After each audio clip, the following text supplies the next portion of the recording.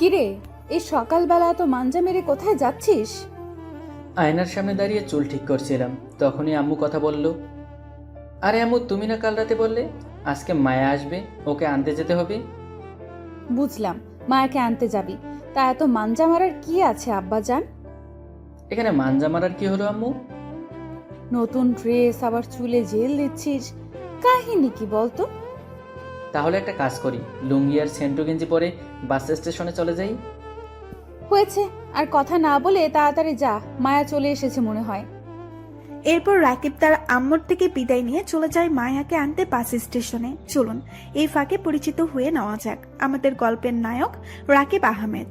আম্মু রাবেয়া আহমেদ। রাকিব তার জন্মের পর তার আব্বুকে দেখেনি। রাবেয়া বেগম একজন স্কুল টিচার, আর রাকিব এবার মাস্টার্স প্রথম বর্ষে পড়ছে। আপনাদের পরিচয় দিতে দিতে রাকিব বাস স্টেশনে এসে গেছে। এদিক সেদিক তাকিয়ে খুঁজছে মায়াকে। মায়া রাকিবের মামাতো বোন, এবার অনার্স শেষ বর্ষে পড়ছে। ভার্সিটি কিছুদিন বন্ধ, তাই ফুপির বাসায় বেড়াতে এসেছে।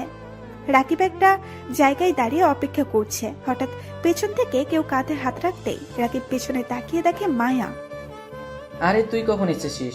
আমি সেই কখন থেকে তোকে খুঁজে যাচ্ছি। আসতে একসাথে এত প্রশ্ন করলে কোনটার উত্তর দিব বলো তো? আমি আরো 20 মিনিট আগে এসেছি। তাহলে আমাকে দেখার পরও আসলি না কেন?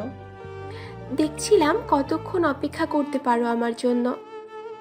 আমি মনে মনে বললাম, আরে তোর জন্য তো আমি সারা জীবনই অপেক্ষা করতে পারবো। যতদিন এ ঢের প্রাণ আছে ততদিন আমি শুধু তোর জন্যই অপেক্ষা করব। রাকিবকে চুপ করে থাকতে দেখে মায়া আবার বলে, কি হলো ভাইয়া, চুপ করে আছো কেন? বড্ড ফাজিল হয়ে গেছিস, চল বাসায় যাওয়া যাক। বলেই রাকিব মায়ার হাত থেকে ব্যাগটা নিয়ে তার বাইকের সামনে চলে যায়। এরপর দুজনে বাসায় চলে আসে। বাসায় আসতে রাবেয়া আহমেদ মায়াকে এটা ওটা কথা জিজ্ঞেস করছে। রাকিব বলে, আম্মু, মায়া মাত্র এলো, ওকে আগে ফ্রেশ হতে দাও, তারপর না হয় কথা বলো। কতটা পথ জার্নি করে এসেছে। না ভাইয়া, আমি ঠিক আছি, সমস্যা হচ্ছে না। কিরে, কোথাও যাবি নাকি? রাকিব কি বলবে বুঝতে পারছে না। জানে এখন কিছু বলতে গেলে উল্টো বাসটা তাকিয়ে দিবে, তাই আর কিছু না বলে নিজেই রুমে চলে যায়। এদিকে মায়া তার ফুপির সাথে আরো কিছু সময় কথা বলে নিজের রুমে চলে যায়। রাকিব এতক্ষণ উকি দিয়ে দিয়ে দেখছিল মায়া রুমে গেছে কিনা। যেই দেখলো মায়া নিজের রুমে চলে গেছে, রাকিবও পিছু পিছু মায়ার রুমে চলে যায়। রাকিবকে দেখে মায়া বলে, আরে ভাইয়া, তুমি কিছু বলবে? না, তেমন কিছুই না। তোর কিছু লাগবে কিনা তাই দেখতে এলাম। আচ্ছা, তা আমার এত কেয়ার করার কারণ কি ভাইয়া? তেমন কিছু না, তুই আমাদের বাসার মেহমান না, আর মেহমানের খবর নেওয়ার প্রয়োজন তো আছে, তাই না? বুঝলাম। তা আর কিছু বলবে ভাইয়া? তোর ভার্সিটি কেমন চলছে? কোনো ছেলে বিরক্ত করে না তো? সবই ঠিক আছে ভাইয়া। আচ্ছা, তুই চেঞ্জ করে রেস্ট নে, আমি যাই। বলেই রাকিব চলে যেতে নিলেই মায়া পেছন থেকে ডেকে বলে, রাকিব ভাইয়া শুনো, বলো। বিকেলে ঘুরতে নিয়ে যাবে আমায়? এমন করে বলার কি আছে? তুই বল কোথায় যাবি, আমি তোকে সেখানেই নিয়ে যাব। তুমি যেখানে নিয়ে যাবি সেখানেই যাব। আচ্ছা, তাহলে রেডি হয়ে থাকিস। আর একটা কথা ছিল। বলো। পাঞ্জাবি পরো নীল রঙের, কেমন? রাকিব মুস্কি হেসে মাথা নাড়িয়ে হ্যাঁ বলে নিজের রুমে চলে যায়। দুপুরে তিনজন একসাথে খাবার খেয়ে কিছু সময় গল্প করে। বিকেলে রাকিব মায়ার কথা মতো নীল রঙের পাঞ্জাবি পরে নিচে অপেক্ষা করছে। রাবেয়া আহমেদ রাকিবকে দেখে বলে, কিরে, কোথাও যাবি নাকি? মায়া ঘুরতে যেতে চাইলো, তাই ওকে নিয়ে একটু ঘুরে আসি। আচ্ছা, ভালো তো, খুব মাঞ্জা মারতে শিখে গেছিস দেখছি আজকাল। আচ্ছা আম্মু, তুমি সবসময় আমার পিছনে লেগে থাকো কেন বলো তো? সত্যিটা বল আমায়, তাহলে আর কিচ্ছু বলবো না। কি সত্যি শুনতে চাও আম্মু? তুই মায়াকে ভালোবাসিস, তাই না রাকিব? রাকিব তার আম্মুর কথা শুনে মাথা নিচু করে আছে। ছেলে কেমন লজ্জা পেতে দেখে আর বুঝতে পারেনি রাবেয়া আহমেদ তার ছেলের যে প্রেমে পড়েছে। রাবেয়া আহমেদ আবার বলে, তা মায়াকে বলেছিস তুই যে ওকে ভালোবাসিস? এখনো বলিনি, তবে খুব তাড়াতাড়ি বলে দেবো আম্মু। আবার দেরি না হয়ে যায়। সেই দিকে তাকায় রাকিব, তার রাবেয়া আহমেদ। রাকিব হা করে এক দৃষ্টিতে তাকিয়ে আছে মায়ার দিকে। রাকিব মায়ার দিকে তাকিয়ে মনে মনে বলে, এই মেয়ে আমাকে না মেরে ছাড়ছে না। এমনিতেই তো পাগল হয়ে আছি ওর জন্য, তার উপর যদি এভাবে সেজে আমার সামনে আসে, নিজেকে সামলাই কি করে। রাকিব এতটাই বিভোর মায়াকে দেখতে, পাশে যে তার আম্মু আছে সেটা ফুলেই গেছে। রাবেয়া আহমেদ ছেলেকে এমন করে তাকিয়ে থাকতে দেখে মুখ টিপে হাসতে হাসতে সেখান থেকে চলে যায়। মায়া রাকিবের সামনে এসে তুড়ি বাজিয়ে বলে, কি ভাইয়া, এমন করে কি দেখছো? চোখের পলকই পড়ছে না? আমি আনমনে বলে উঠি, তোকে দেখছি, ঠিক নীল পরি মতো লাগছে তোকে আজকে। কি বললে? রাকিব মায়ার কথায় বাস্তবে ফিরে। একটু আগে সে কি বলেছে আনমনে মনে মনে বলছে, ইস, মায়া মনে হয় সব বুঝে ফেলেছে। বুঝলে তো ভালো, আর কষ্ট করে বলতে হবে না। কিন্তু পাগলিটা কিছু বুঝে না নাকি, নাকি বুঝতে চায় না আমি ওকে ভালোবাসি। রাকিবকে চুপ করে থাকতে দেখে মায়া আবার বলে, এখানেই দাঁড়িয়ে থাকবে না আমায় নিয়ে ঘুরতেও যাবে? আরে হ্যাঁ, চলো। বলেই দুজনে বাসা থেকে বের হয়।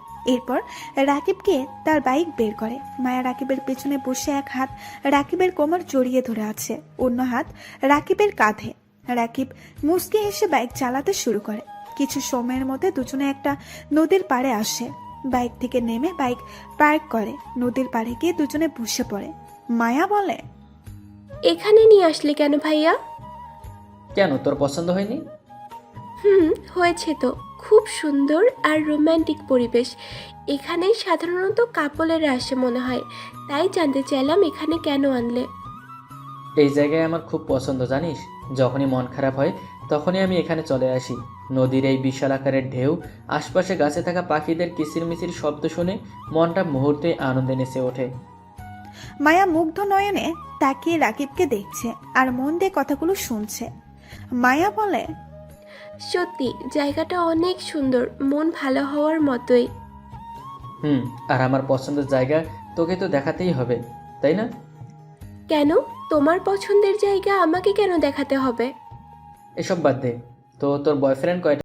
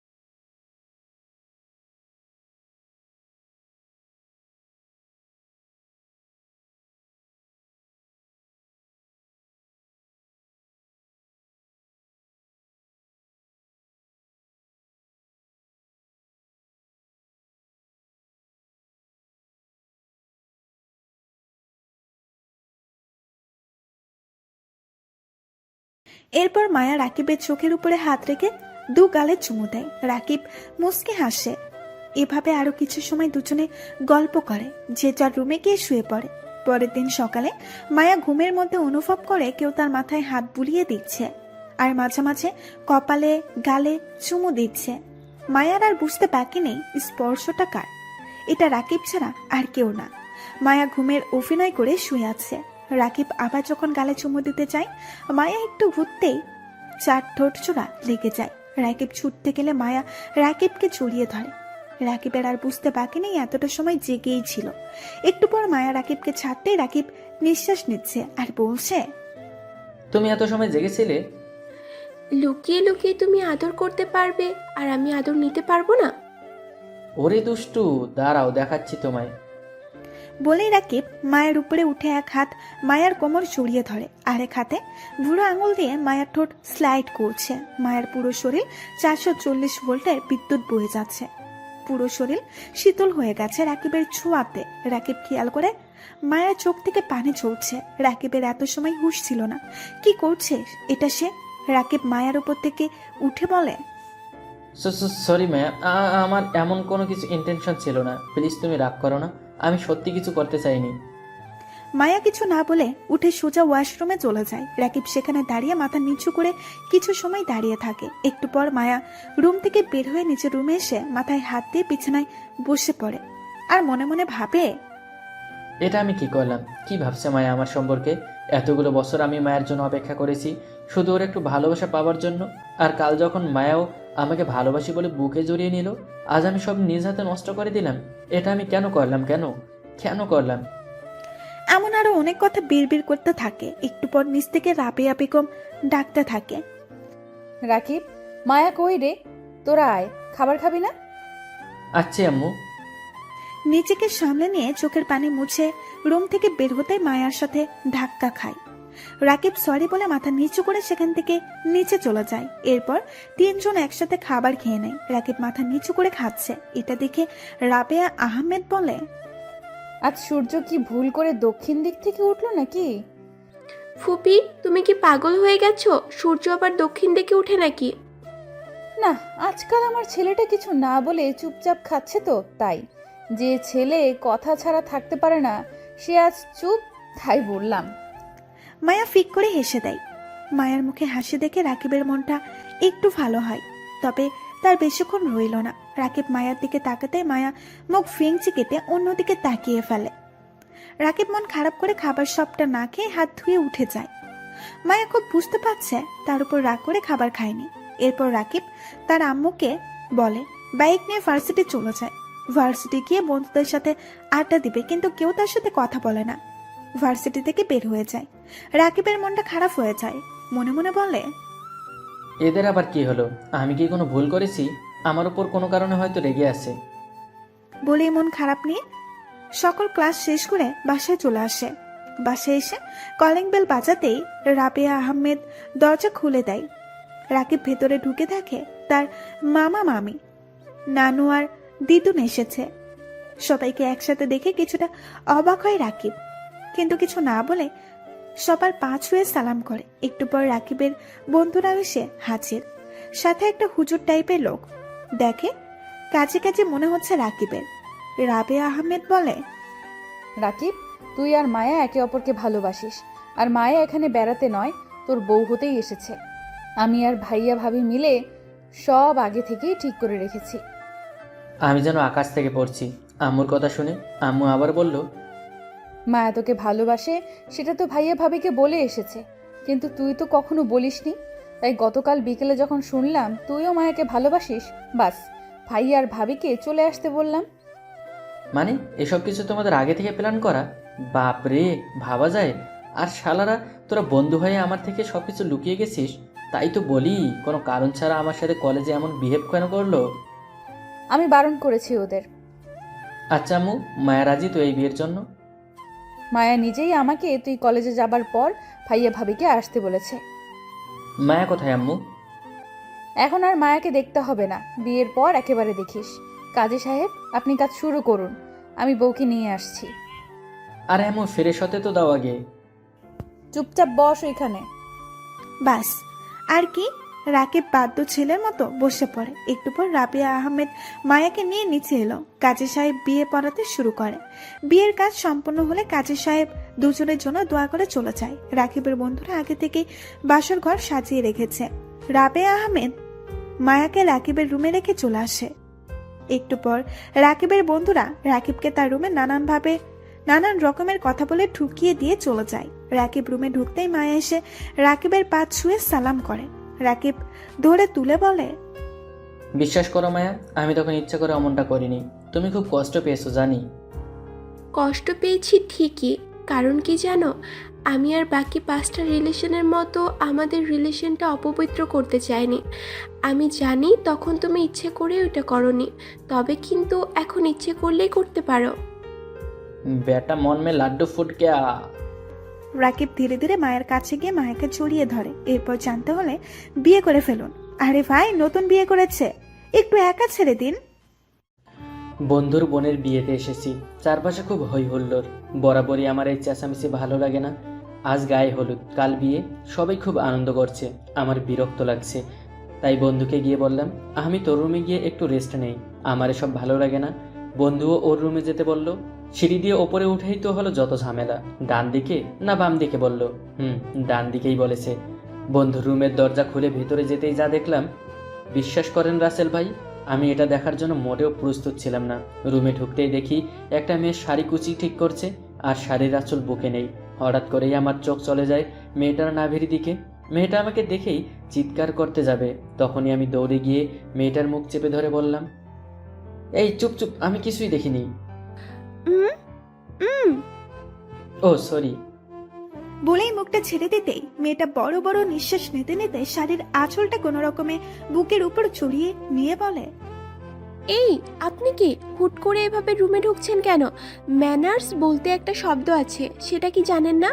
রুমে ঢুকতে হলে নক করতে হয়। আরে ম্যাডাম কুল কুল, ভুলটা তো আপনারই। ভুলটা আমার মানে? আপনি নক না করেই ঢুকেছেন, আবার বলছেন আমার ভুল? দেখুন ম্যাডাম, আপনি যদি দরজাটা বন্ধ করে চেঞ্জ করতেন তাহলে আমি এভাবে ঢুকতে পারতাম না, তাই না?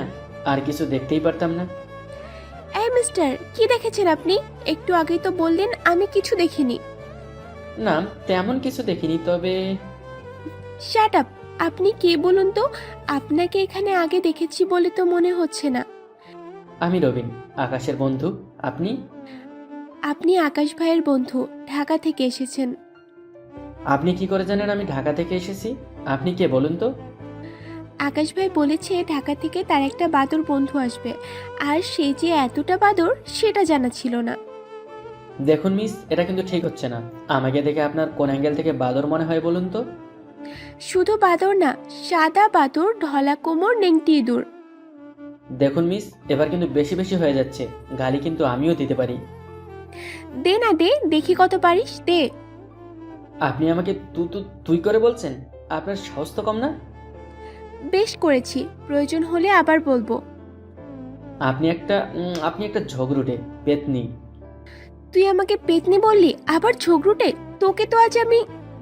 কিচ্ছু করতে পারবেন না, একটু নড়াচড়া করলেই শাড়িটা খুলে পড়ে যাবে। আবার সেই দৃশ্যটা দেখে ইউ, আমি তোকে... কিছু বলতে যাবে, তার আগেই আমি মেয়েটির গালে চুমু দিয়ে দিলাম এক দৌড়ে সোজা আকাশের কাছে। আকাশ জানতে চাই এমন করে দৌড়াচ্ছি কেন।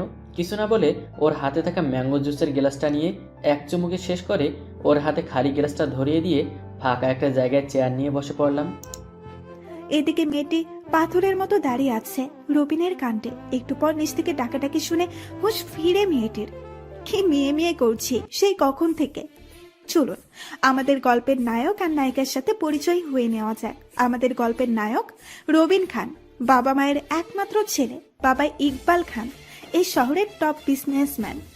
রবিন এবার মাস্টার্স ফাইনাল ইয়ারে ঢাকা বিশ্ববিদ্যালয় থেকে পড়াশোনা করেছে। আমাদের গল্পের নায়িকা সুব্রতা জামান, আব্বু আম্মুর একমাত্র মেয়ে। বাবা সৈয়দ জামান একজন নামকরা ব্যবসায়ী, আর সুব্রতার মা, সুব্রতার বয়স যখন 5 বছর তখন মারা যায়। সুব্রতাও ঢাকা বিশ্ববিদ্যালয় থেকে অনার্স কমপ্লিট করেছে। আকাশের চাচাতো বোন সুব্রতা। সুব্রতা মনে মনে রবিনের 14 গোষ্ঠীর পূজা করছে আর বলছে, শালা উগান্ডা, তোর কত বড় সাহস, তুই এই সুব্রতা জামানকে চুমু দিস? একবার তোকে পাই, তোর 14 গোষ্ঠীর নাম যদি আমি না ভুলিয়ে দেই, আমার নামও সুব্রতা না। বলে সুব্রতা কোনো রকমে রেডি হয়ে নিচে এসে রুহির সাথে কথা বলে কিছু সময়। রুহি হলো আকাশের বোন, যার বিয়ের জন্য সবার এখানে আসা। সুব্রতা হাঁটতে হাঁটতে কারোর সাথে ধাক্কা খেয়ে পড়ে যেতে নিলেই কেউ তাকে ধরে ফেলে। সুব্রতা চোখ খুলে দেখে এটা তো সেই ছেলেটা যে একটু আগে তাকে চুমু দিয়ে দৌড় দিয়েছে, মানে রবিন। সুব্রতা রবিনের থেকে নিজেকে ছাড়িয়ে নিয়ে বলে, এই মিস্টার, আবার আপনি? ভালোই হলো, আপনাকে পেয়ে গেলাম। আপনাকেই খুঁজছিলাম আমি মনে মনে। আচ্ছা, আমাকে খুঁজছিলেন কেন? প্রথম দেখায় প্রেমে পড়ে গেছেন বুঝি? সুব্রতা কিছু বলতে যাবে তার আগেই রবিন আবার বলে, থাক থাক, কষ্ট করে আর কিছু বলতে হবে না। আমি বুঝে গেছি তুমি আমায় কি বলতে চাও। আসলে তোমাকে প্রথম দেখে আমিও তোমার প্রেমে পড়ে গেছি। এই মিয়া, একা একা বক বক না করে আমাকে বলতে দিবেন? নিজে নিজেই সব বলে যাচ্ছে। ঠিক আছে বলো, না হলে পরে বলবে আমি কিছু বলতে দেইনি। আপনার সাহস হয় কি করে এই সুব্রতা জামানকে কিস করার? সুব্রতা আবার কে? আমি সুব্রতা। আপনার সাহস হয় কি করে আমাকে কিস করার? দেখো, কিস করতে সাহস লাগে না, জানতে হয়। Are you mad? একটা অপরিচিত মেয়েকে আপনি কিস করে আবার এসব বলছেন? ঠিক আছে, তখন আমি করেছি কিস, এখন তুমি করে দাও সমানে সমানে কিস, হিসাব বরাবর। ইস, শখ কত আমি ওনাকে কিস করব। ওকে, কিস করতে হবে না, বন্ধুত্ব তো করতে পারো। আমি আপনার সাথে কেন বন্ধুত্ব করতে যাব? আপনি আমার কতটা বড় সেটা জানেন? বন্ধুত্বে বড় ছোট ধনী গরিব দেখে হয় না। আমি তোমার ফ্রেন্ড হতে চাই, তুমি ভেবে দেখো কি করবে। বলেই সেখান থেকে চলে যায়। একটু পর গায়ে হলুদের কাজ শুরু হয়ে যায়। সবাই রাহির গায়ে হলুদ দিয়ে দেয়। দেখতে দেখতে হলুদের অনুষ্ঠান শেষ হয়ে যায়। এরপর সবাই একসাথে ডান্স করে। হঠাৎ আকাশ মাইক্রোফোনে হাত নিয়ে রবিনকে গান গাইতে বলে। সুব্রতা মনে মনে বলে, এই বাদুরটা গান গাইতে জানে নাকি? রবিন আসার সময় সাথে করে গিটার নিয়ে এসেছে। রবিন মাঝে মাঝেই গান করে, স্কুল কলেজ এমনকি ভার্সিটিতে গান করে, অনেক পুরস্কার পেয়েছে। রবিন গিটার হাতে নিয়ে টুংটাং আওয়াজ তুলে সুব্রতার দিকে তাকিয়ে গান গাইতে শুরু করে। সারা রাত ভোর চোখের ভিতর স্বপ্নে তোমার আনাগোনা, নেমে আসে ভোর থাকে তবু ভোর, হাওয়ায় হাওয়ায় জানা শোনা, তুমি দেখা দিলে তাই মনে জাগে প্রেম প্রেম কল্পনা, আমি তোমার হতে চাই, এটা মিথ্যে কোনো গল্প না। গান শেষ হয়ে গেছে, কিন্তু সুব্রতা এখনো রবিনের গানের মাঝে ডুবে আছে, আর রবিনও তাকিয়ে আছে সুব্রতার চোখের দিকে। সবার হাততালির শব্দে দুজনের ঘোর কাটে। দুজন দুজনের দিকে তাকিয়ে একটা মুচকি হাসি দেয়। এরপর দেখতে দেখতে গায়ে হলুদ, বিয়ে সব শেষ হয়ে যায়। এর মধ্যে রবিন আর সুব্রতার মাঝে খুব ভালো একটা বন্ধুত্ব সৃষ্টি হয়।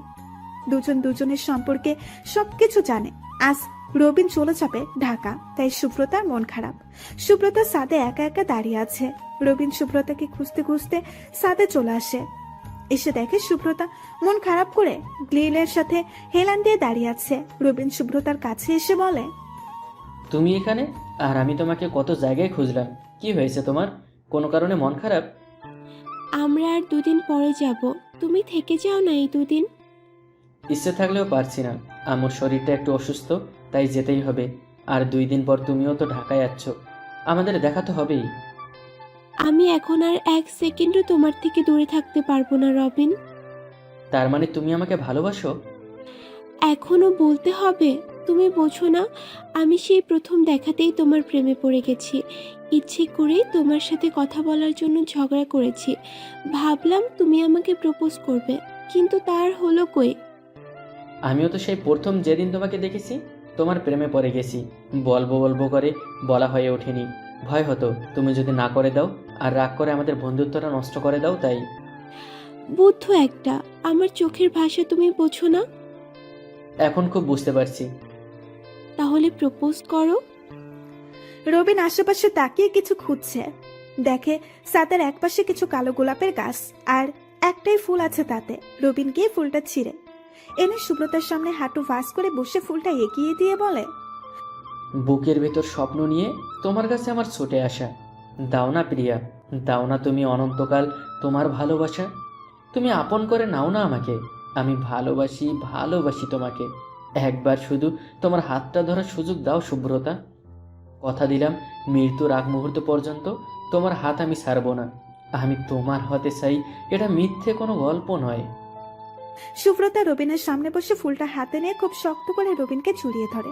এভাবে কিছু সময় দুজন দুজনকে জড়িয়ে ধরে থাকে। কিছু সময় পর দুজনে একসাথে নিচে চলে আসে। রবিন সবকিছু গুছিয়ে নিয়ে সবার থেকে বিদায় নিয়ে চলে আসে নিজের বাসায়। বাসায় এসে তার আব্বু আম্মুকে সুব্রতার কথা জানাতেই তারা খুশি। খুব দ্রুত তারা শুভ্রকে বউ করে আনবে বলে জানায়। রবিন তার আব্বু আম্মুকে জড়িয়ে ধরে বলে, আমার বেস্ট আব্বু আম্মু, তোমাদের কোনো তুলনা নেই। বলেই তার আব্বু আম্মুর গালে চুমু দিয়ে নিজের রুমে নিয়ে সুব্রতাকে কল করে। রবিনের নাম্বার দেখে সুব্রতার মুখে এক চিলতে হাসি ফুটে ওঠে। কল রিসিভ করে রবিন বলে, হ্যালো মিসেস খান। এখনো মিসেস খান হয়নি স্যার। তবে খুব দ্রুত হয়ে যাবে। তাই? তা কি করে শুনি? এরপর রবিন তার আব্বু আম্মুর সাথে কথা হয়েছে সবটা বলে। সব শুনে সুব্রতা অনেক খুশি হয়। সুব্রতা বলে, সত্যি বলছো তুমি? সত্যি বলছি, আমার মিষ্টি বউটা। বউ শব্দটা শুনে সুব্রতার মনে এক অদ্ভুত অনুভূতি খেলা করে যায়। এরপর আরো কিছু সময় কথা বলে কল কেটে দুজনেই ঘুমিয়ে পড়ে। দেখতে দেখতে কেটে যায় আরো 2 দিন। সুব্রতাও তার আব্বুকে রবিনের কথা বলে। সুব্রতার আব্বু আকাশের কাছ থেকে শুনেছে রবিনের সম্পর্কে। সব শুনে তারও খুব পছন্দ হয় রবিনকে। সুব্রতার আব্বু সুব্রতাকে বলে রবিনকে তার আব্বু আম্মুকে নিয়ে আসতে। সুব্রতা রবিনকে বলে।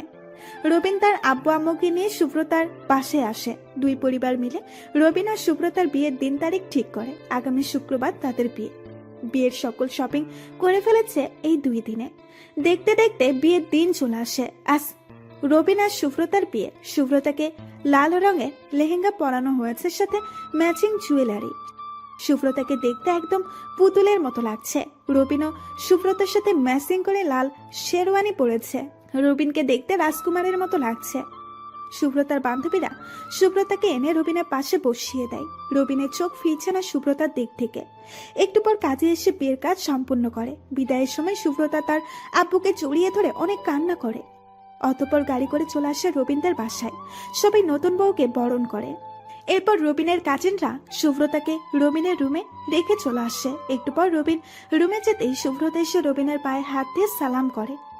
রবিন সুব্রতাকে ধরে উঠিয়ে বুকের সাথে জড়িয়ে নেয়। এরপর দুজনে উঁচু করে নতুন জীবনের জন্য আল্লাহর কাছে দোয়া চায়। নামাজ শেষ করে রবিন সুব্রতাকে কোলে করে বিছানায় শুয়ে দেয়। রবিন ও সুব্রতার পাশে শুয়ে বুকে মাথা রেখে বলে, আজ আমাদের জীবনের সবচেয়ে মধুর রাত।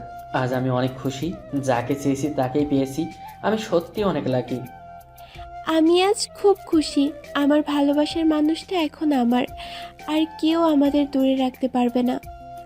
তোমার মনে আছে প্রপোজ করার সময় বলেছিলাম আমি তোমার হতে চাই? এটা মিথ্যে কোনো গল্প নয়। মনে আছে। সেই মুহূর্তটা আমি কখনো ভুলবো না। শুধু সেই মুহূর্তটা নয়, আজ থেকে তোমার আর আমার প্রতিটা মুহূর্ত আমাদের হৃদয়ে গেঁথে থাকবে। সারা জীবন এভাবেই তোমার বুকে মাথা রেখে থাকতে চাই। আমিও চাই সারা জীবন এভাবে তোমার মাথাটা আমার বুকে জড়িয়ে রাখতে। এই আমার না খুব আদর পাচ্ছে।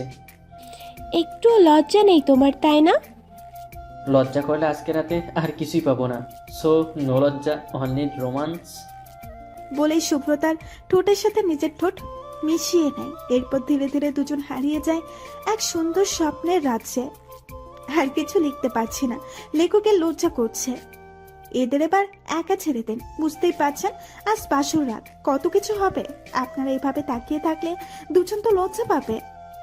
আজকের মতো এখানেই বিদায় নিচ্ছি। আর হ্যাঁ, কেমন লাগলো গল্পটা অবশ্যই জানাবেন। ভালো থাকুন, ভালো রাখুন। ভালোবাসা অবিরাম। আবির, এই আবির শুন না। এই কেরে গরুর মতো ডাকাডাকি করছে? কি বললি তুই কুত্তা? আমি গরুর মতো ডাকছি? আজকে তোকে আমি বলেই আমাকে দৌড়ানি দিতে শুরু করে। চলুন দৌড়াতে দৌড়াতে আমার পরিচয় দেওয়া যাক। আমি আবির, এবার অনার্স ফাইনাল ইয়ারে পড়ছি। আমার আব্বু আম্মু মারা গেছে 6 বছর আগে। আম্মু একজন স্কুল টিচার। আর যে মেয়েটা আমাকে দৌড়ানি দিচ্ছে ওর নাম নিশি, আমার বেস্ট ফ্রেন্ড। নিশিও এতিম, তবে আমি কখনো নিশিকে তা বুঝতে দেই না। এবার গল্পে ফেরা যাক। দৌড়াতে দৌড়াতে একটা গাছের নিচে এসে দুজনে দাঁড়িয়ে দাঁড়িয়ে নিঃশ্বাস নিচ্ছি। এই কুত্তা, এইভাবে কেউ দৌড়ায়?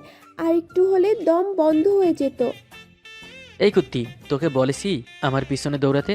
তোর জন্য আমায় কতটা পথ দৌড়াতে হলো? তুই তখন আমায় কি বললি? তুই এভাবে ডাকছিলি কেন? তোকে সেই সকাল থেকে খুঁজে যাচ্ছি। তুই কোথায় ছিলি? কতগুলো কল করেছি। তোর মোবাইল কোথায়? সরি রে, আমি আসলে দেখিনি, মোবাইল সাইলেন্ট করা ছিল। কুত্তা, তুই আমার কল না ধরে এখন সরি বলছিস? তোকে তো আমি...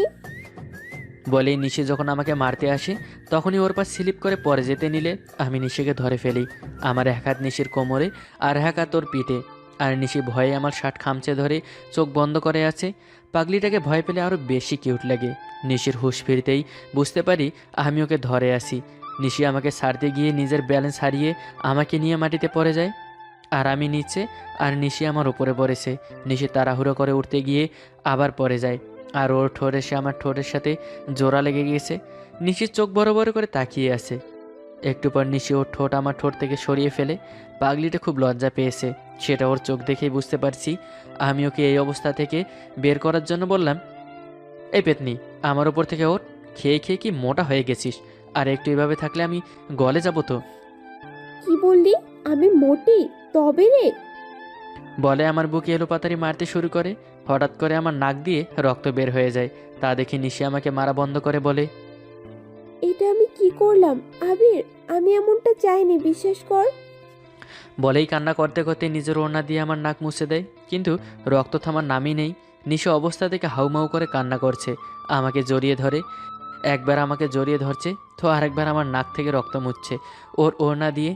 একটু পর রক্ত পড়া বন্ধ হলে পাগলিটা আমাকে জড়িয়ে ধরে কান্না করতে করতে বলে, আবির, আমি জানতাম না এমন হয়ে যাবে। আমি খুব পচা, খুব খারাপ। আমি শুধু তোকে কষ্ট দেই। আমি অনেক খারাপ। বলেই আবার আমাকে জড়িয়ে ধরে কান্না করতে থাকে। আমি নিশিকে আমার বুক থেকে তুলে চোখের পানি মুছে দিয়ে বললাম, এই পেতনি, কান্না করছিস কেন? আমি জানি আমার এই পেতনিটা ইচ্ছে করে আমাকে কষ্ট দেয়নি। এটা জাস্ট অ্যাক্সিডেন্ট। আর আমার বেস্ট ফ্রেন্ডকে পসা বলে ভালো হবে না কিন্তু, বলে দিলাম। নিশি অপরাধীর চোখে আমার দিকে তাকিয়ে আছে। আমি ওকে ধরে দাঁড় করিয়ে ওর চোখে পানি মুছে দিলাম। বললাম, অনেক কান্নাকাটি হয়েছে, এবার থাম। আমি ঠিক আছি। এই আমার না খুব ফুচকা খেতে ইচ্ছা করছে, চল না ফুচকা খাই। সত্যি তোর অনেক কষ্ট হচ্ছে না? হচ্ছে তো, তবে সেটা তোর চোখের পানি দেখে। বাদর একটা। আর তুই বান্দরনি। বলেই দুজনে একসাথে হেসে দেই। এরপর ব্যাগ থেকে পানির বোতলটা বের করে দুজনেই মুখ ধুয়ে চলে আসি ফুচকা খেতে। ফুচকা খেয়ে নিশিকে ওর হোস্টেলে রেখে আমিও আমার হোস্টেলে চলে আসি। বাসায় এসে খাবার খেয়ে নিশির সাথে কিছু সময় কথা বলে ঘুমিয়ে পড়ি। আর নিশি চলে যায় টিউশনি করাতে। নিশির এই টিউশনিটা আবিরই ঠিক করে দেয়। দেখতে দেখতে কেটে যায় আজকের দিনটা। রাতের খাবার খেয়ে এসে নিশিকে কল করি। নিশি কল রিসিভ করে। কি রে কুত্তা, কি করিস? শুয়ে আছি কুত্তি, তুই? এই তো বসে আছি। খেয়েছিস? খেয়ে তোকে কল করলাম। তুই খেয়েছিস? খেয়েছি। তোর সাহস তো কম নয়, তুই আমায় মিথ্যে বলছিস। আসলে খেতে ইচ্ছে করছে না। চুপচাপ খাবার খেয়ে এসে আমায় কল দে, না হলে তোর খবর আছে। আচ্ছা, যাচ্ছি। কিন্তু তুই কি করে আমায় বুঝিস বলতো? তোকে তোর থেকে বেশি আমি চিনি, বুঝলি? এখন যা, খাবার খেয়ে আয়। নিশি ঠিক আছে এই বলে খাবার খেতে চলে যায়। আমি এরপর আম্মুর সাথে কিছু সময় কলে করে কথা বলি। এর মধ্যে নিশি 2বার কল করে ফেলেছে। আমি কল ব্যাক করতেই সাথে সাথে কল রিসিভ করে। মনে হচ্ছিল আমার কলের জন্য পাগলিটা অপেক্ষা করছিল। কল রিসিভ করেই, এই কুত্তা হারামি, তুই কার সাথে বিজি ছিলি বল? আরে থাম থাম, আগে তো কথা শুনবি। কি শুনবো? এত রাতে তুই বিজি? কোন ডাইনি তোকে কল করেছিল? সত্যি করে বল। তোর শাশুড়ির সাথে কথা বললাম। এই রে, না জেনে কি বলে ফেললাম। এখন বাদরটা আমায় কি যে করবে কে জানে। বলে আমি জিহ্বায় কামড় দিলাম। আমাকে চুপ থাকতে দেখে আবির বলে, কিরে পেতনি, এখন চুপ করে আছিস কেন? সরি দোস্ত, আমি বুঝতে পারিনি তুই আন্টির সাথে কথা বলছিলি। আসলে এখন তো রাত প্রায় 1টা বাজে। তুই তো প্রথমেই বলতে পারতি যে তুই আন্টির সাথে কথা বলছিলি। এ পেতনি, তুই কি আমাকে বলার সুযোগ দিয়েছিস যে বলবো? আচ্ছা সরি সরি, রাগ করিস না দোস্ত। আরে ধ্যাত, আমি তোর সাথে রাগ করতে পারি? সত্যি রাগ করিসনি তো? আরে না। আচ্ছা, কাল কলেজ আছে, ঘুমিয়ে পড়। কাল কলেজে দেখা হচ্ছে, কেমন? আচ্ছা, কাল একটু তাড়াতাড়ি আসিস। আমি আচ্ছা বলে কল কেটে ঘুমিয়ে পড়ি। পরের দিন সকালে ঘুম থেকে উঠতেই মনে হলো নাক থেকে পানির মতো কিছু পড়ছে। হাত দিতেই আমি আটকে উঠি, দেখি রক্ত। তাড়াতাড়ি উঠে আয়নার সামনে যেতেই দেখি আমার নাক থেকে রক্ত পড়ে, আমার সাদা শার্টটা লাল হয়ে আছে। আমার কেমন জানি ভয় হতে শুরু করলো। নিশি কালকে যখন আমায় মারছিল তখন ওর হাত আমার নাকে লাগেনি, কিন্তু রক্ত বের হলো। আজও একই অবস্থা। আমি ফ্রেশ হয়ে প্রথমে ডক্টরের কাছে চলে গেলাম। ডক্টর আমার কথা শুনে আমাকে কিছু টেস্ট করাতে বলে। আমি ডক্টরের কথা মতো টেস্ট করিয়ে কলেজে চলে যাই। ডক্টর কাল এসে রিপোর্ট নিয়ে যেতে বলে। কলেজে আসতেই দেখি নিশি কলেজ গেটের সামনে দাঁড়িয়ে আছে। আমি কাছে আসতেই প্রথমে আমাকে উত্তম মধ্যম দিয়ে বলে, এই কুত্তা, তোকে তাড়াতাড়ি আসতে বলেছি আর তুই আসলে লেট করে। তোর জন্য প্রথম ক্লাসটাই মিস হলো। তোকে বারণ করলো কে? তুই ক্লাস করতি? তোকে ছাড়া আমার ক্লাস করতে ভালো লাগে না, তুই জানিস না? আচ্ছা হয়েছে, চল কোথাও বসে আড্ডা দেই। বলেই কলেজের পিছনে পুকুর পাড়ে বসে দুজনে কিছু সময় আড্ডা দেই। এরপর পরের ক্লাসগুলো করে দুজন দুজনের হোস্টেলে চলে আসি। হোস্টেলে এসে আম্মুর সাথে কিছু সময় কথা বলে নিশির সাথে কথা বলি। রাতে রুমের বারান্দায় দাঁড়িয়ে দাঁড়িয়ে ভাবছি, যে করেই হোক কাল নিশিকে আমার মনের কথা বলবো। যা হয় হবে। আমি কালোকে বলবো আমি তোকে ভালোবাসি। নিশিও একা একা বারান্দায় দাঁড়িয়ে ভাবছে, এই বাদরটার আশায় থাকলে কখনো প্রেম করা হবে না। ভালোবাসে কিন্তু বলবে না। তোকে বলতে হবে না আবির, আমি জানি তুই আমাকে ভালোবাসিস। কাল তোকে সবার সামনে প্রপোজ করে নিজের করে নেব। বলেই নিশি মুচকি হাসে। এইদিকে আমি এসব ভাবছি আর হাসছি। এরপর রুমে এসে ঘুমিয়ে পড়ি। কিছু সময় নিশির সাথে কথা বলে। পরের দিন সকালে ঘুম থেকে উঠে ফ্রেশ হয়ে চলে যাই ডক্টরের কাছে। ডক্টরের কাছে যেতেই ডক্টর যা বলল, বিশ্বাস করেন নোমান ভাই, আমার মাথায় যেন আকাশ ভেঙে পড়েছে। ডক্টরের কাছে বারবার জানতে চাইলাম এই রিপোর্ট আমার কিনা। ডক্টর জানালো তিনি নাকি 4বার টেস্ট করিয়েছেন। চোখের পানি আর ধরে রাখতে পারলাম না। ডক্টর জানায় আমার ক্যান্সার, আর লাস্ট স্টেজে আছি। বাঁচার কোনো সম্ভাবনা নেই। আমার হয়তো বেশি হলে 10 থেকে 15 দিন এই পৃথিবীর আলো দেখতে পারবো। চোখের পানি মুছে হসপিটাল থেকে বের হয়ে কলেজে চলে আসি। কলেজ মাঠে আসতেই নিশি দৌড়ে এসে আমার সামনে হাঁটু ভাঁজ করে বসে আমার দিকে কয়টা গোলাপ ফুল এগিয়ে দিয়ে বলে, আবির, অনেক অপেক্ষা করেছি তোর মুখ থেকে ভালোবাসি কথাটা শুনতে, কিন্তু তুই তো বলবি না। কিন্তু তুই যে আমায় ভালোবাসিস আমি সেটা জানি, আর আমিও তোকে খুব ভালোবাসি। আই লাভ ইউ আবির। আমি নিশিকে তুলে ঠাস করে ওর গালে থাপ্পড় দিয়ে বলি, তুই ভাবলি কি করে আমি তোর মতো একটা মেয়েকে ভালোবাসবো? আরে তোর মতো একটা মেয়েকে শুধু করুণা করা যায়, ভালোবাসা যায় না। এতিম বলে এতদিন তোকে শুধু করুণা করেছি, আর তুই সেটাকে ভালোবাসা ভেবে নিয়েছিস? ভালো করে শুনে রাখ, তোর মতো রাস্তার মেয়েকে শুধু করুণা আর দয়া করা যায়, ভালোবাসা যায় না। আর শোন, আজকের পর থেকে কখনো আমার সামনে আসবি না। তোর এই মুখটা আমি দেখতে চাই না, বুঝেছিস তুই? কলেজের সবাই আমাদের দিকে তাকিয়ে আছে। নিশির চোখ থেকে টপ টপ করে পানি ঝরে পড়ছে। নিশি হয়তো কখনো ভাবিনি আমি ওকে এভাবে কথা শোনাবো, কিন্তু কি করব আমি যে আর বেশি দিন নেই পৃথিবীতে। নিশি আমার মৃত্যুর কথা শুনলে নিজেকে কন্ট্রোল করতে পারবে না, তাই তো আজ না চেয়েও এত বাজেভাবে ওকে অপমান করলাম। আজকের পর থেকে হয়তো নিশি আমাকে ঘৃণা করবে। আমি তো তাই চাই ও আমাকে ঘৃণা করুক। নিশি কান্না করতে বলে, হ্যাঁ আবির, তুই ঠিকই বলেছিস। আমার মতো একটা রাস্তার মেয়ে তোকে কি করে ভালোবাসতে পারে? তোর সাথে থাকতে থাকতে আমি ভুলেই গেছিলাম আমি এতিম। আমি কখনো নিজেকে এতিম বললে তুই খুব রাগ করতি, বকতি আমায়, মনে আছে তোর? কিন্তু আজ তুই আমাকে আমার জায়গাটা চিনিয়ে দিলে। আমি বামুন হয়ে চাঁদের দিকে মিছে হাত বাড়িয়েছি, কিন্তু তুই চিন্তা করিস না, আমি আজকের পর আর কখনো তোর চোখের সামনে আসবো না। অনেক করেছিস তুই আমার জন্য, তার জন্য তোর কাছে আমি সারা জীবন ঋণী হয়ে থাকব। আর তোকে অনেক অনেক ধন্যবাদ আমাকে এতদিন এত যত্ন করে আগলে রাখার জন্য। বলেই নিশি চোখের পানি মুছতে মুছতে সেখান থেকে দৌড়ে চলে যায়। আমি পাথরের মতো সেখানে দাঁড়িয়ে আসি, মনে মনে বলছি, আই এম সরি জান, তুই আমায় ক্ষমা করে দিস। আমি যে নিরুপায় রে, আমি তোর জীবনটা নষ্ট করতে পারবো না। তোর ভালোর জন্য আজকে আমি তোর সাথে এতটা নোংরা ভাষায় কথা বললাম। তোকে যদি এই বুকটা চিরে দেখাতে পারতাম তাহলে দেখতি তোকে কতটা ভালোবাসি। তোকে বলা প্রতিটি কথা আমার বুকের তীরের মতো গেঁথে গেছে। I am sorry Nishi, I am really sorry. বলেই আর এক মুহূর্ত সেখানে না থেকে হোস্টেলে চলে এসে নিজের সব জামা কাপড় ব্যাগে ভরে নিজের গ্রামে নিজের মায়ের কাছে চলে আসি।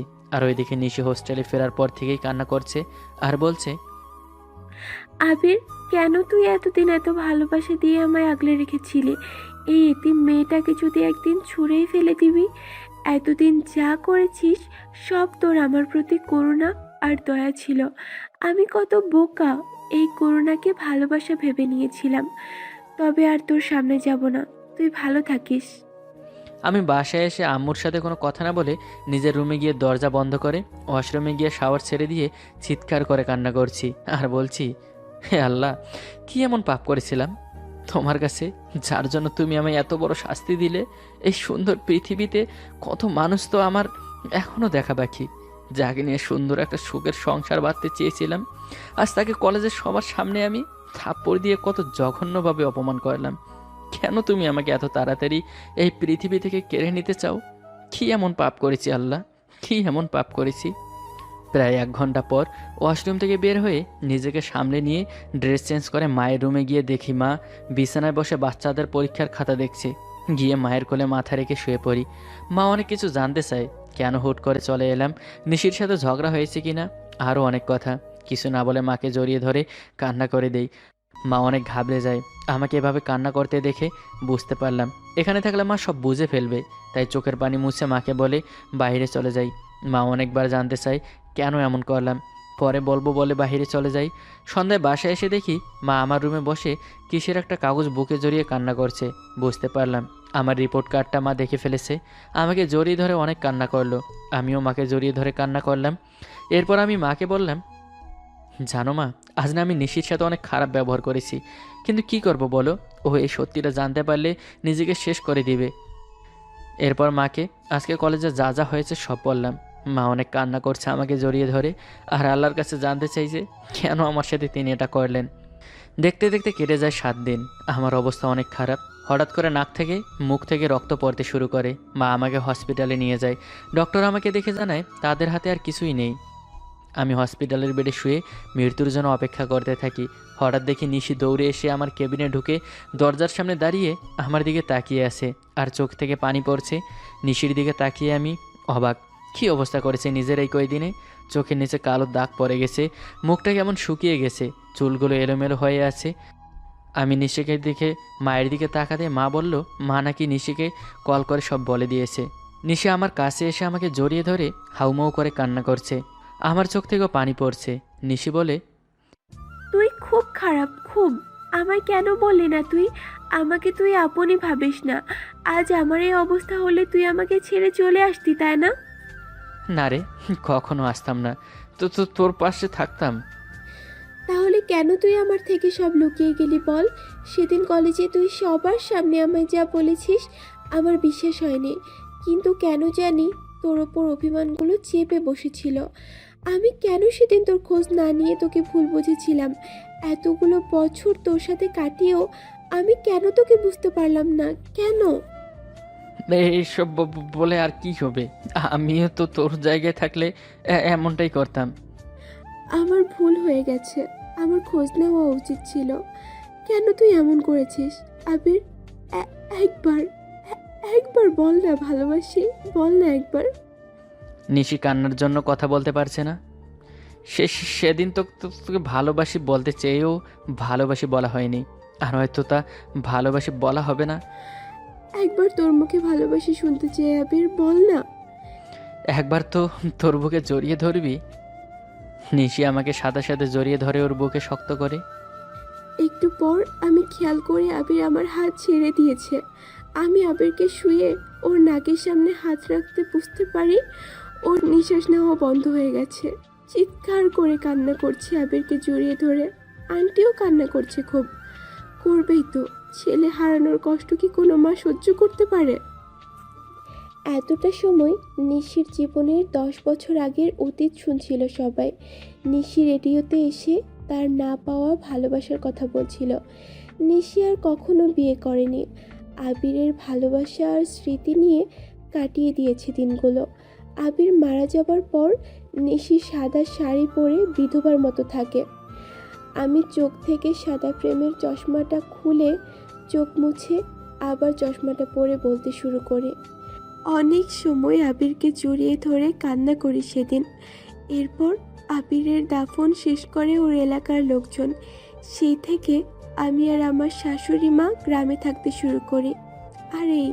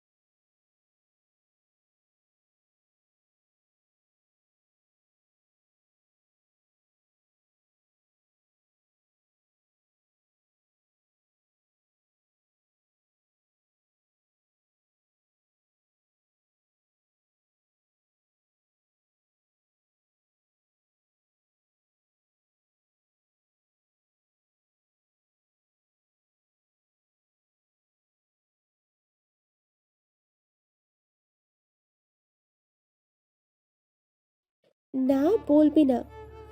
তুমি যাই বলো না কেন, আমি বলবোই। যা ইচ্ছা বল, বাই। এ কথা বলেই মিম আপু অফলাইন হয়ে গেল। তাই আমিও ঘুমিয়ে গেলাম। পরদিন রাতে আবার মেসেজ দিলাম, হাই জান, তো কোনো কাজ কাম নাই? আপাতত তোমাকে পটানো ছাড়া আর কোনো কাজ নেই। আমি তো পেটাবো না। আরে বউ, ও বউ, আমি তোর বউ না, বুঝলি? এই কবুল বলো তো।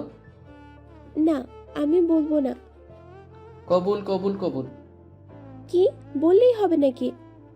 হ্যাঁ হবেই তো, কারণ আমি লিখেছি আর সেটা তুমি পড়েছো। তোরে যে আমি কি করব?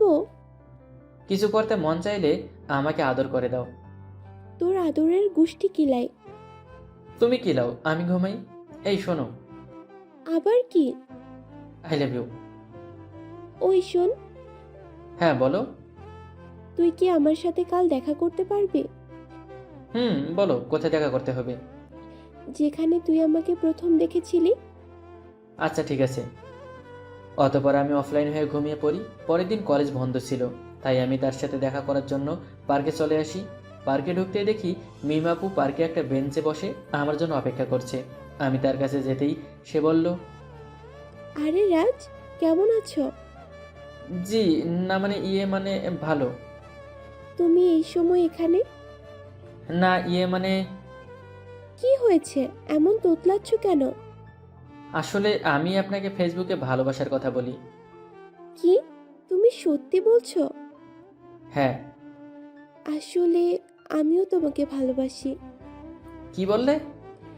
আমি তোমাকে অনেক আগে থেকে ভালোবাসি, কিন্তু আমি তোমার সিনিয়র বলে কিছু বলতে পারিনি। আমি তোমাকে ফেসবুকে রিজেক্ট করেছিলাম কারণ আমি রাজকে ভালোবাসি, আর সেই রাজ হলো তুমি। I love you Raj, will you marry me? খুশিতে আমার চোখ দিয়ে এক ফোঁটা অশ্রু গড়িয়ে পড়ে, আর আমি মিমকে জড়িয়ে ধরে বলি, I love you too, yes I will marry you.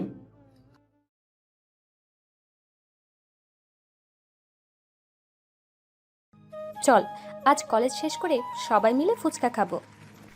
সত্যি বলছিস? ফুচকা তুই খাওয়াবি, ওকে? ওই, তুই না বললি তুই খাওয়াবি? এখন আমাকে এভাবে ফাঁসিয়ে দিচ্ছিস কেন?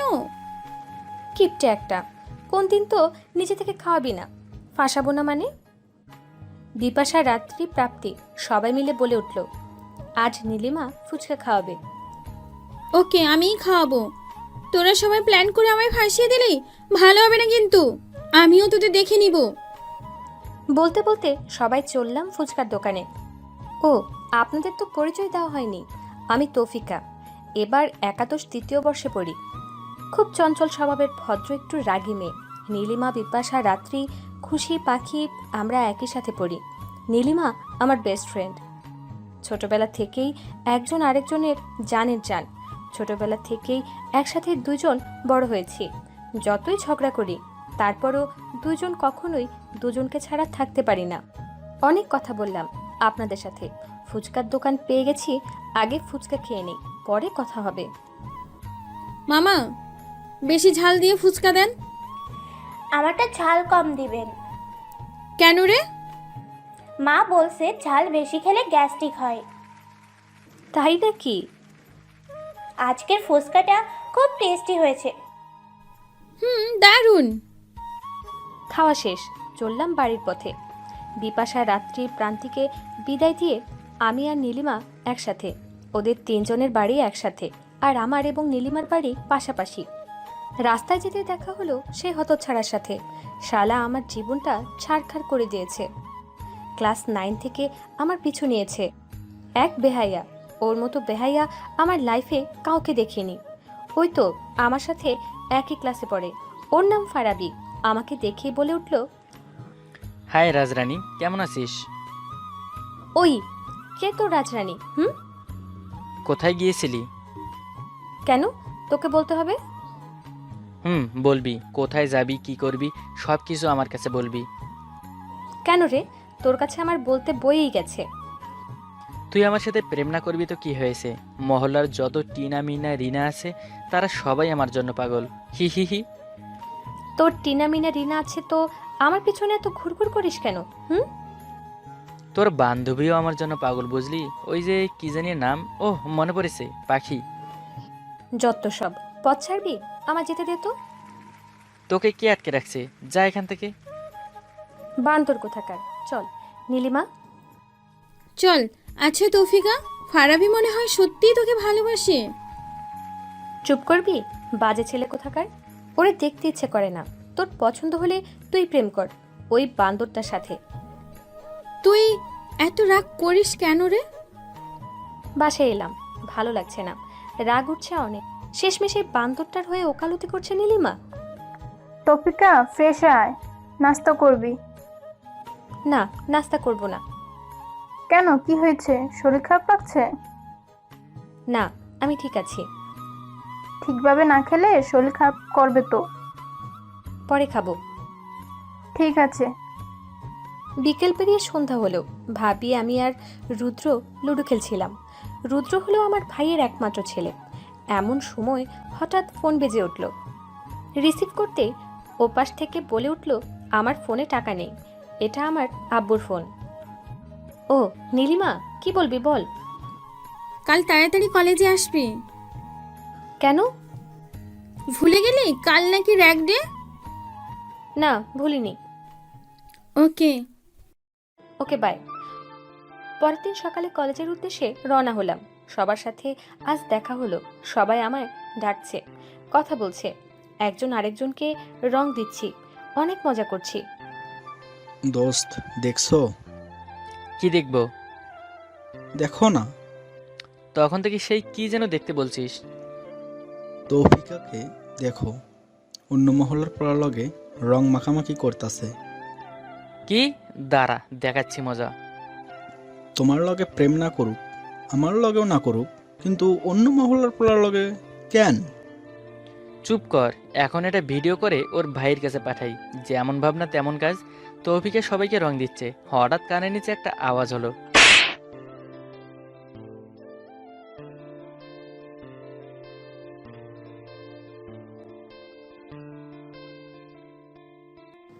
ওই, তোর সমস্যাটা কি? তুই আমাদের মহল্লার ছেলেদের সাথে প্রেম না করে অন্য মহল্লার সাথে প্রেম করবি, সেটা আমি কিভাবে হতে দেই বল? কার সাথে প্রেম করব? কেন, আমরা কি নাই? কি? তোর মতো আটার বস্তার সাথে? ছি ছি ছি ছি ছি। আমি নইলে মোটা, ফারাবি তো কত স্মার্ট, ওর লগেও তো করতে পারো। ও স্মার্ট, শয়তানের হাড্ডি। কি বললি? তুই আমার ব্রেকআপ করাইছস, আমিও তোরে একটা প্রেমও করতে দেব না। মানে?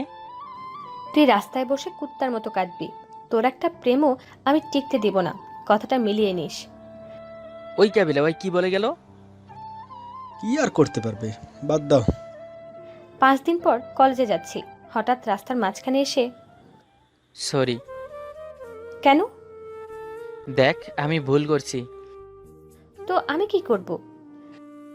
জানি না কি করবি, আমার ওপর থেকে তোর অভিশাপ উঠে নিবি। আমি কাউকে অভিশাপ দেইনি। ভালোভাবে বলছি, তুই তোর অভিশাপ উঠিয়ে নে। কেন? এখন তোরা তো জ্বলছে কেন? যখন আমার ব্রেকআপ করাইছস তখন এসব মনে ছিল না? দেখ, ভালোভাবে বলছি, সরি, আমার ভুল হয়েছে। না, তোকে ক্ষমা করব না। ওই, তুই মহল্লার সব মাইয়ারে কি বলছস? একজন আমার সাথে প্রেম করছে না, বললাম তো সরি। তোকে এত সহজে ছাড়ছি না। সবে তো শুরু হয়েছে, এখনো কত কিছু বাকি আছে।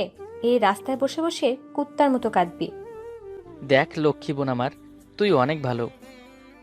আমিও প্রেম করব না, তোকেও প্রেম করতে দেব না।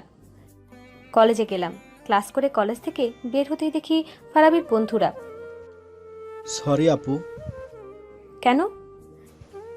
দেখো, আমরা সবাই ফারাবির হয়ে ক্ষমা চাচ্ছি, ফারাবিকে ক্ষমা করে দাও। পারবো না, শয়তানটা নিজে ক্ষমা না পেয়ে এখন আবার চেলাদের পাঠিয়েছে। এই নীলিমা, চল আমরা চলে যাই। এই তোমরা পথ ছাড়ো, চল তৌফিকা। বাসায় এলাম, হঠাৎ ফোন বেজে উঠল। স্ক্রিনে দেখি ফারাবির নাম ভাসছে। এই শালা কি আর আমায় একটু শান্তিতে থাকতে দেবে না নাকি? ফোনের সুইচ অফ করে রাখলাম। যাক, একটু শান্তিতে থাকতে পারবো। যাই, একটু ফ্রেশ হয়ে আসি। তৌফিকা, এদিকে আসো। হ্যাঁ মা, বলেন। তোমার একটা পার্সেল আসছে। আমার পার্সেল? কে পাঠিয়েছে? ফারাবি দিয়ে গেল, খুব ভালো ছেলে। ভালো না ছাই, বদমাশ একটা। পার্সেল খুলে দেখি লেখা আছে। তুই ফোন রিসিভ করলি না কেন? ভালোভাবে বলছি, তোর অভিশাপ তুলে নে, নইলে তোর কপালে শনি আছে। পরের দিন কলেজে যেতেই হঠাৎ, তৌফিকা, আমায় ফারাবি কিডন্যাপ করেছে, তুই ওর কাছে সরি না বললে আমায় ছাড়বে না, প্লিজ আমায় বাঁচা। তুই কোথায় আছিস বল, আমি এক্ষুনি আসছি।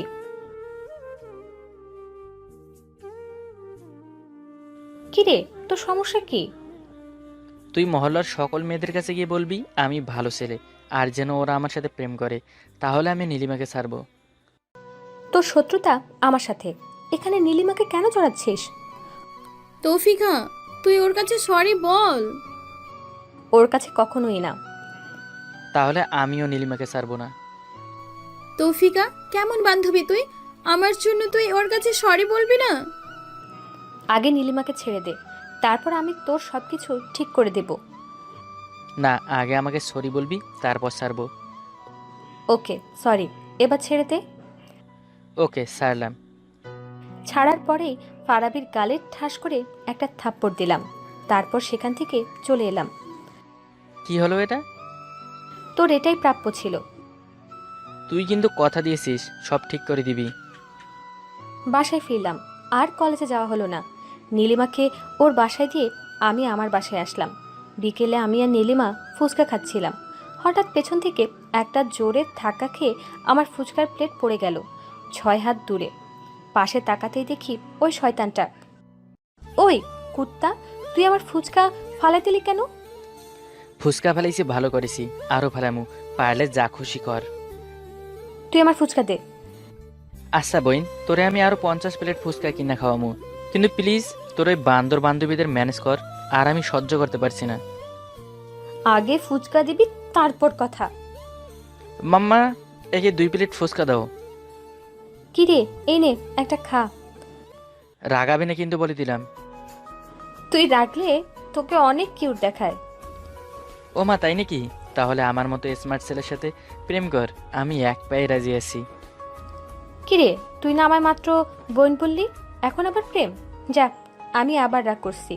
এবার খাইয়ে দিবি, না হয় আমার সব বান্ধবীদের বলবো তোরা মাইক নিয়ে মহল্লার সবাইকে জানিয়ে দে ফারাবি কিডন্যাপার। তুই যদি আমার ক্রাশ না হইতি তাহলে তোর ঠ্যাং ভেঙে হাতে ধরাই দিতাম। নে, হা কর। বাহ, তুই তো খুব ভালো, খাইয়ে দিতে পারিস। তোর সাথে তো প্রেম করাই যায়। দেখছস আমি কত ভালো, সব দিকে স্মার্ট। দেখলামই তো। নীলিমাকে চুরি করলি? ও না, কি যেন বলে, ও কিডন্যাপ। খাইছস? পেট ভরছে নাকি? আরো খাবি? প্লিজ, তোর সামনে কান ধরছি, প্লিজ তোর বান্ধবীদের ম্যানেজ কর, প্লিজ। ওকে, তুই বাসায় যা, দেখি কি করা যায়। নীলিমা আর আমি বাসায় আসছি। আগামীকাল থেকে আমাদের পরীক্ষা। মাথা একদম হ্যাং হয়ে গেছে। সারা বছর এত পড়ি, কিন্তু পরীক্ষার সময় কিচ্ছু পারি না, সব ভুলে যাই। আজ পরীক্ষা শেষ হলো, আমি নীলিমা আর বিপাশা বাসায় আসছি। হঠাৎ নীলিমা বলে উঠল, ও তৌফিকা, সামনে দেখ, ফারাবি আজ তোকে কিচ্ছু না বলে সমানে হেঁটে যাচ্ছে। আরে ওই ছাগলের মনে হয় পরীক্ষা অনেক খারাপ হয়েছে, তাই মন খারাপ হয়তো। আরে পরীক্ষা খারাপ হবে না, সারাক্ষণ মেয়েদের কথা ভাবলে তো এমনই হবে। সবসময় শুধু সবাইকে জ্বালায়, পড়ার সময় কি পায় বল? আরে ওই ছাগলের কথা বাদ দে তো। প্রায় বাসায় চলে এসেছি, নীলিমার বাসায় আগে, তাই বিদায় দিলাম। আমি সত্যি আজ অবাক হলাম যে ছেলেটা সারাক্ষণ আমাকে বিরক্ত করে, আর আজ কিছুই বললো না আমাকে দেখেও, না দেখার ভান করে চলে গেল। ওর বিরক্তগুলো অনেক মিস করছিলাম আজ। রেজাল্ট দিয়েছে আলহামদুলিল্লাহ, পাশ করেছি। সব বান্ধবীরা পাশ করেছে। কলেজ থেকে কোন ছেলে নাকি জিপিএ 5 পেয়েছে। পাশ করার আনন্দে আজ সব বান্ধবীরা একত্র হয়ে ফুচকার দোকানে আড্ডা দিচ্ছিলাম। মনে পড়েছে ফারাবি আমাকে নিজের হাতে ফুচকা খাইয়েছিল, কিন্তু সত্যি ছেলেটাকে অনেক মিস করছি। পরীক্ষার পর থেকে আর ছেলেটাকে দেখিনি, জানি না কি হয়েছে। বান্ধবীদের কাছে কিছু জানতে চাইলেই আবার বলবে ট্রিট দে, ডাল মে কুছ কালা হ্যায়। তাই আর কিছু না বলে আড্ডা শেষ করে বাসায় আসলাম। শুরু হলো ভর্তি যুদ্ধ। সব বান্ধবীরা আমাকে ছেড়ে আলাদা আলাদা কোচিংয়ে ভর্তি হয়েছে। ভাবতেই খারাপ লাগছে, ক্লাসে আমিই প্রথম ছিলাম, আর আমার বান্ধবী বিপাশা রাজশাহী বিশ্ববিদ্যালয়ে চান্স পেল। নীলিমা জগন্নাথে। আর আমি কি করব, কপাল খারাপ। জাতীয় বিশ্ববিদ্যালয়ে ভর্তি হলাম, বেশ কিছুদিন হয়ে গেল বান্ধবীদের সাথে দেখা হয় না, আর আগের মতো আড্ডাও দিতে পারি না। আবার ওই ফারাবিকেও খুব মিস করি। কি যে হলো ওর কিছুই জানি না। আজ সব বান্ধবীদের সাথে দেখা করার জন্য বাসা থেকে বের হলাম। সবাই মিলে অনেক আড্ডা দিলাম, কিন্তু কেমন জানি ভালো লাগছে না। তাই ওদের রেখে বাসায় আসছিলাম, হঠাৎ খুশির সাথে দেখা হলো। সেই ছোট থেকে ক্লাস 8 পর্যন্ত একসাথে পড়াশোনা করেছি। তারপর ওর বাবার চাকরির ট্রান্সফার হয়, তাই আমাদের ছেড়ে চলে যায়। কি রে, কেমন আছিস? ভালো, তুই? পড়াশোনা কেমন চলছে? মোটামুটি। তোর? আমার অনেক ভালো। কিরে, এত ভালো কিভাবে? আমার বাসার পাশে এক ক্লাসমেট আছে, ওই আমায় অনেক হেল্প করে। হো, ভালোই তো। আমাকে কেউ হেল্পই করে না রে। খুশি ফোন বের করে ফারাবির পিক দেখিয়ে বলছে, এই ছেলের নাম ফারাবি, অনেক ভালো, ভার্সিটির সবাইকেই অনেক সাহায্য করে, অনেক ব্রিলিয়েন্ট। কি কি রে, কি হলো? শখ খেলি নাকি? শখ খাবো না আবার? ফারাবি আর আমি সারাদিন শয়তানের মতো ঝগড়া করতেই থাকতাম। তুই ছেলেটাকে চিনিস? হাড়ে হাড়ে চিনি, কিন্তু তুই বলছিস ফারাবি তো পড়াশোনায় একটু ভালো না। আমি বিশ্বাস করতে পারছি না। কেন? প্রিটেস্ট পরীক্ষায় ফারাবি কি করেছিল জানিস? কি? পরীক্ষার খাতায় প্রশ্নের উত্তর না লিখে একটা সূরা লিখেছে। তারপর পরের পেজে প্রিন্সিপাল ম্যাডামের একটা ছবি আঁকছিল। তারপর আবার কত ছন্দ মিলিয়েছিল। পরে ওর গার্জিয়ানকে ম্যাম কলেজে নিয়ে আসতে বলেছিল, আর কত অপমান করেছিল। তবুও যদি একটু চেঞ্জ হয়, কিন্তু ওর মাঝে আমি কোনো চেঞ্জই দেখিনি। সারাক্ষণ আমার পেছনে ঘুরঘুর করতো। শুধু আমার না, মহল্লার সব মেয়ে নাকি ওর ক্রাশ। তাহলে তুই বল, কিভাবে বিশ্বাস করি ফারাবি এখন এত ব্রিলিয়েন্ট স্টুডেন্ট হলো, আর কত ভদ্র ছেলে হলো। ওমা, তাই নাকি? কিন্তু ফারাবির মাঝে তো এমন কিছু আমরা লক্ষ্য করিনি। সবার সাথে ভালো ব্যবহার করে, আর ভার্সিটির সব মেয়েরা ওর উপর ক্রাশ। কিন্তু ফারাবি কাউকে পাত্তা দেয় না, কিন্তু সব সময় বলে আমি একজনকে অনেক ভালোবাসি। হো, তাই নাকি? তো কাকে ভালোবাসে? ভার্সিটির কেউই জানে না রে, নাম বলে না। হয়তো কলেজের কাউকে ভালোবাসে। ও ভালো। আচ্ছা, ভালো থাক, সন্ধ্যা হয়ে আসছে, বাসায় যেতে হবে। আচ্ছা, তোর নাম্বারটা দে তো। ওকে নে। ওকে, রাতে দেব। এখন চলি রে, ভালো থাকিস। বহুদিন পর বান্ধবীর সাথে দেখা হলো। মেয়েটা ঠিক আগের মতোই আছে, একটুও পাল্টায়নি। বাসায় এসে ডিনার করে বিছানায় আসলাম। সত্যি একটু ঘুম আসছে না, সারাক্ষণ ফারাবির কথা মনে পড়ছে। ছেলেটা কাকে ভালোবাসে, কিভাবে এত ভালো ছাত্র হলো। আমি ছেলেটাকে সবসময় মিস করি। হয়তো ছেলেটি নতুন বন্ধুদের পেয়ে আমাকেই ভুলে গেছে। হঠাৎ একটা কল আসলো। কি রে দোস্ত, কেমন আছিস? আমি ভালোই, তোর কি অবস্থা? ভালো। আগামীকাল বিকেল 5টায় একটু দেখা করতে পারবি? কোথায় দেখা করতে হবে? আমি অ্যাড্রেস মেসেজ করে পাঠিয়ে দিচ্ছি। ওকে। আসতেই হবে কিন্তু। আচ্ছা ঠিক আছে, বাই, শুভরাত্রি, আল্লাহ হাফিজ। আল্লাহ হাফিজ। সকাল হলো, কিছুই বুঝতে পারছি না। নীলিমা হঠাৎ কেন দেখা করতে বলল? আজই তো সবাই একসাথে আড্ডা দিলাম, কিছু ভালো লাগছে না, খুব মিস করছি আগে সেই ফেলে আসার দিনগুলোকে। ফারাবিকে অনেক মিস করছি। হয়তো ছেলেটা অনেক চেঞ্জ হয়ে গেছে, কিন্তু কিছুই ভালো লাগছে না। ইচ্ছে করছে এক্ষুনি ছুটে যায় ছেলেটার সাথে দেখা করতে। দুপুরে নীলিমার সাথে দেখা করার উদ্দেশ্যে বেরিয়ে পড়লাম। ঢাকা শহর তো জ্যামের জন্য বিখ্যাত। ঠিকানা অনুযায়ী সময় মেনটেন করেই চলে আসলাম। সবাই একসাথে দাঁড়িয়ে আছে, কিছুই বুঝতে পারলাম না। হঠাৎ নীলিমা আর খুশি আমার চোখ বেঁধে দিল, আর কোথায় জানি নিয়ে যাচ্ছিল। কি রে, কি হলো? কি করছিস এসব? আরে চুপ কর তো, কথা বলবি না। কি রে, আমাকে মেরে ফেলবি না কি রে? তোকে মেরেই ফেলবো। সারা জীবন আমাদেরকে কত জ্বালিয়েছিস, তোকে আজ একা পেয়েছি, দেখ কি করি। ওই ভয় লাগছে কিন্তু, প্লিজ বল না, আর কত দূর? কথা বলতে নিষেধ করছি না। চলে এসেছি। চোখ খুলতেই চোখের সামনে তাকিয়ে দেখি ফারাবি হাতে কেক নিয়ে দাঁড়িয়ে আছে। হাসবো নাকি কাঁদবো কিছুই বুঝতে পারছি না। হঠাৎ সবাই একসাথে বলে উঠল, happy birthday to you Toufika, happy birthday to you.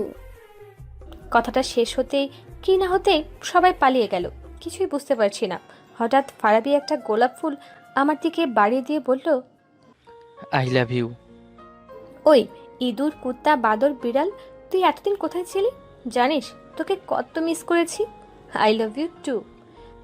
আমাকে কেন মিস করবি? তোকে না মিস করলে কাকে মিস করব? কেন রে? তুই জানিস না? না, তুই বল। আরে তোকে যে কত ভালোবাসি এটাও তুই জানিস না? জানি, তাই তো এত কষ্ট করে তোর সব বান্ধবীদের সাথে কন্ট্যাক্ট করে তোর জন্মদিনে সারপ্রাইজ দিলাম। কি রে, তুই নাকি একটা মেয়েকে ভালোবাসিস? খুশি আমাকে সব বলেছে। সেটা তো আর কেউই না, তুই তো। তুই আমাকে ছেড়ে কোথাও যাবি না তো? কোথায় যাব? কোথাও যাব না। সব বন্ধুরা এসে চিৎকার করে বলতে লাগলো, কিরে, আমাদের কি কেক খাওয়াবি না, নাকি ফারাবিকে পেয়ে আমাদের কথা ভুলেই গেছিস? আমাদের এতদিনের কষ্ট আজ সফল হয়েছে। এত বড় একটা সারপ্রাইজ দিলাম, আমাদের ট্রিট কখন দিবি? বিয়ের পর দেব, যা ভাগ। কি? আজ তোরা দুজন আমাদের ট্রিট দিবি? বেশ। সবাই বলে উঠলো, আমাদের ট্রিট দিতে হবে। কি আর করার, আসলেই বন্ধু হলো জীবনের একটা মহামূল্যবান সম্পদ, যাদের সাথে হাসি খুশি সুখ দুঃখ ভাগ করা যায়। I love my all friend. গল্পটি কেমন লাগলো কমেন্টে জানিয়ে দিন। আর হ্যাঁ, আমাদের চ্যানেলে সাবস্ক্রাইব করে আমাদের পাশেই থাকুন। ধন্যবাদ সবাইকে।